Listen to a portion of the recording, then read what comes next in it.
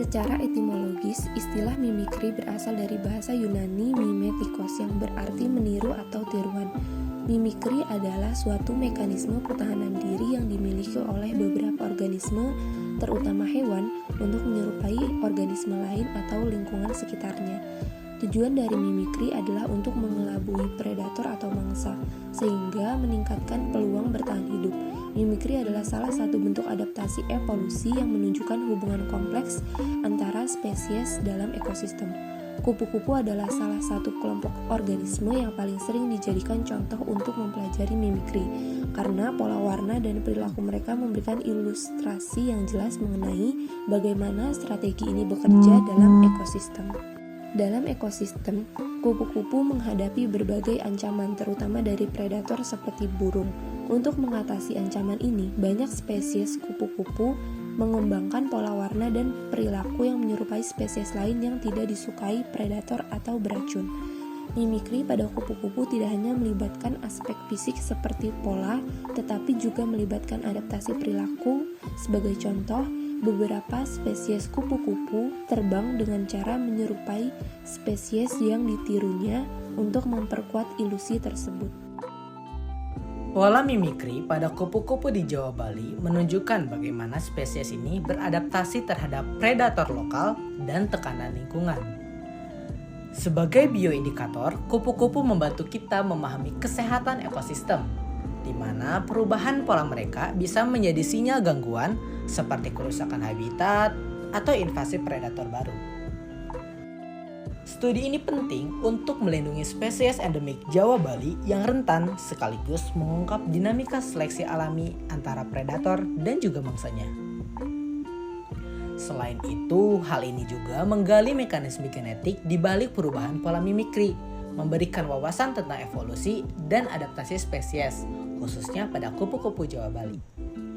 Dengan memahami pola-pola ini, kita tak hanya belajar dari keindahan alam saja, tetapi juga memperkuat langkah-langkah konservasi dan mendorong kesadaran masyarakat akan pentingnya menjaga keanekaragaman hayati. Data perubahan mimikri pada kupu-kupu. Fenomena mimikri diteliti untuk pertama kalinya oleh Henry Walter Bates, seorang ahli alam dari Inggris pada tahun 1862 pada kupu-kupu di hutan Brasilia.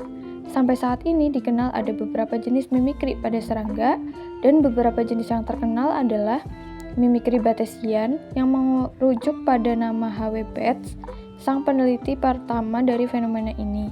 Kemudian ada mimikri Mullerian, mimikri Browerian yang mirip mimikri Batesian namun terjadi pada individu di dalam satu spesies, dan mimikri Pekamian atau mimikri agresivitas. Kemudian pada penelitian keduanya, sang lalat sirpit terbukti mampu menirukan perilaku lebah dengan sangat mirip dari aspek waktu kunjungan ke bunga tumbuhan-tumbuhan tertentu, di samping memang secara morfologisnya sangat mirip.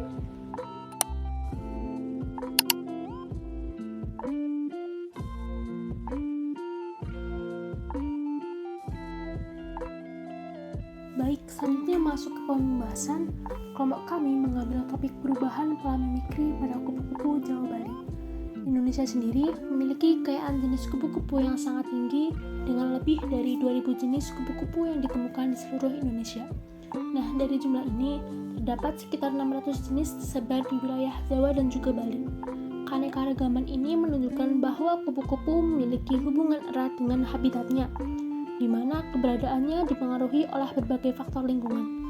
Faktor-faktor tersebut mencakup kondisi abiotik seperti intensitas cahaya matahari, suhu, dan kelembapan udara, serta faktor biotiknya seperti keberadaan vegetasi dan juga satwa lain di sekitarnya. Nah, kupu-kupu ini tuh memiliki berbagai predator alami, contohnya seperti katak, burung, beberapa spesies serangga karnivora, dan juga laba-laba. Dalam menghadapi ancaman dari predator, kupu-kupu mengembangkan berbagai mekanisme perlindungan, salah satunya adalah mimikri. Mimikri merupakan salah satu strategi adaptasi untuk bertahan hidup dan menghindari serangan predator.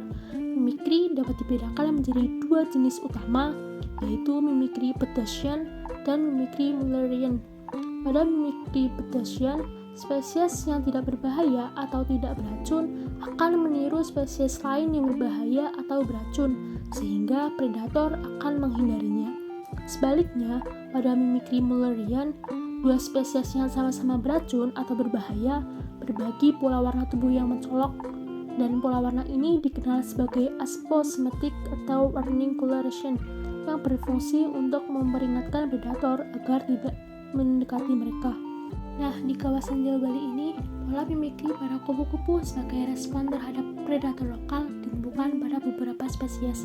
Contohnya ada pada Hippolymus misipus betina yang meniru Danaus crisipus melalui pola mimikri Petrosian. Danaus crisipus ini bersifat sebagai kupu-kupu beracun bagi para predator. Nah, racun yang dimilikinya ini berasal dari senyawa tanaman inang yang dikonsumsinya pada saat dia masih tahap ulat. Danaus crisipus banyak ditemukan di Jawa. Dia itu memiliki karakteristik seperti kepalanya hitam dengan bintik putih, sayap dorsalnya dominan berwarna jingga, serta sayap marginal dengan ujung hitam berbintik putih. Untuk sayap bagian belakangnya berwarna jingga juga dengan bercak satu titik hitam besar diikuti oleh dua titik hitam kecil, serta tepian hitamnya tipis dan dihiasi bintik-bintik putih. Sedangkan untuk Hippolymus misipus betina memiliki karakteristik seperti sayap dorsal dominan jingga dengan ujung hitam berbintik putih. Nah, untuk sayap belakangnya juga berwarna jingga dengan satu bercak hitam dan pinggiran hitam tipis berbintik putih. Nah, kedua spesies ini memiliki karakteristik morfologi yang hampir sama, walaupun secara taksonomi keduanya ini tidak berapa dekat. Nah, mereka menjadi mirip secara morfologi karena adanya pola mimikri yang terjadi.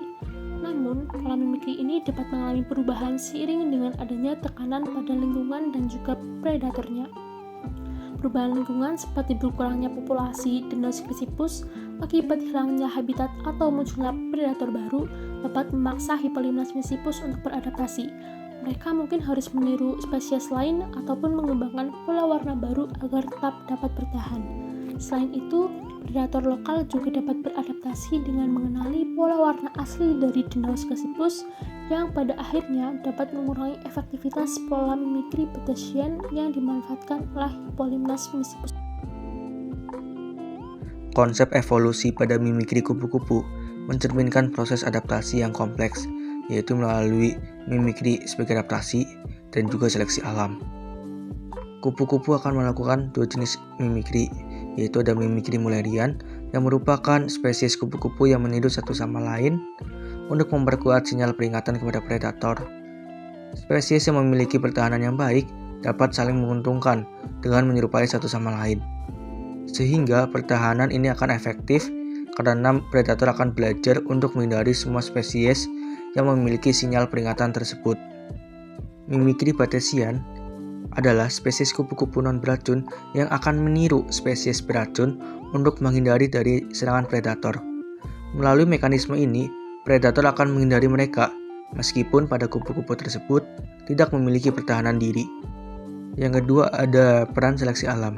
Seleksi alam akan sangat berpengaruh terhadap evolusi suatu makhluk hidup, misalnya pada kupu-kupu.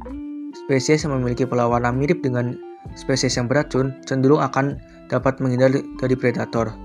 Kemampuan ini akan diwariskan ke generasi berikutnya dan meningkatkan frekuensi kemampuan untuk bertahan hidup. Serangan dari predator akan memberikan tekanan kepada kupu-kupu, sehingga kupu-kupu harus melakukan langkah yang tepat untuk menghindari dari predator, sehingga dapat bertahan hidup. Hal ini dilakukan melalui adaptasi visual, yaitu mimikri. Proses ini melibatkan interaksi yang kompleks yang memberikan contoh Selanjutnya, nyata kita akan membahas proses terkait evolusi di relevansi alam. perubahan mimikri pada kupu-kupu terhadap kearifan lokal di Indonesia. Jadi, kupu-kupu tidak hanya merupakan salah satu keajaiban alam yang memiliki peran penting dalam ekosistem, tetapi juga memiliki makna simbolis yang mendalam dalam budaya lokal di berbagai wilayah di Nusantara ini. Kearifan lokal sendiri itu merupakan bentuk pengetahuan dan juga praktik tradisional yang diwariskan secara turun-temurun dalam masyarakat. Pengetahuan ini seringkali mencangkup cara-cara berinteraksi dengan alam yang juga berkelanjutan dan juga selaras dengan lingkungan. Yang pertama itu adalah kupu-kupu sebagai bahan studi. Nah, keterlibatan masyarakat lokal sendiri menjadikan kupu-kupu sebagai sumber penghidupan berdasarkan studi yang ada di Desa Bantimurung, Kabupaten Maros, merupakan salah satu manfaatan kupu-kupu dalam kearifan lokal.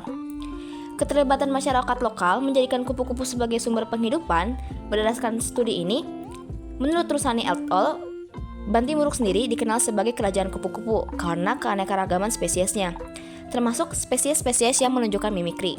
Adapun keunikan pola warna kupu-kupu hasil mimikri seringkali menjadi daya tarik bagi wisatawan dan juga kolektor yang kemudian mendorong aktivitas ekonomi masyarakat. Yang kedua adalah terkait proses metamorfosis hidup dan juga mimikri kupu-kupu yang dijadikan sebagai filosofis bagi hidup manusia. Prinsip ini mengajarkan bahwa keberhasilan tidak hanya datang dari kerja keras, tetapi juga dari kemampuan untuk belajar beradaptasi dan mengambil inspirasi dari lingkungan. Prosesnya panjang seperti yang dilalui dalam metamorfosis kupu-kupu. Dalam kehidupan ini juga, kita memerlukan strategi yang bertahan seperti mimikri, yaitu kemampuan untuk menyesuaikan diri dengan situasi dan juga memanfaatkan sumber daya yang ada di sekitar demi keberlanjutan dan juga kesuksesan. Adapun kesimpulan yang dapat kami ambil yaitu yang pertama, mimikri batesian dan juga mimikri mulelen pada kupu-kupu berperan penting dalam kelangsungan hidup spesies dengan meniru spesies beracun ataupun memperkuat sinyal peringatan untuk predator. Yang kedua, seleksi alam memberikan tekanan untuk bertahan hidup yang menghasilkan pewarisan karakteristik bertahan untuk meningkatkan frekuensi kemampuan bertahan dalam populasi.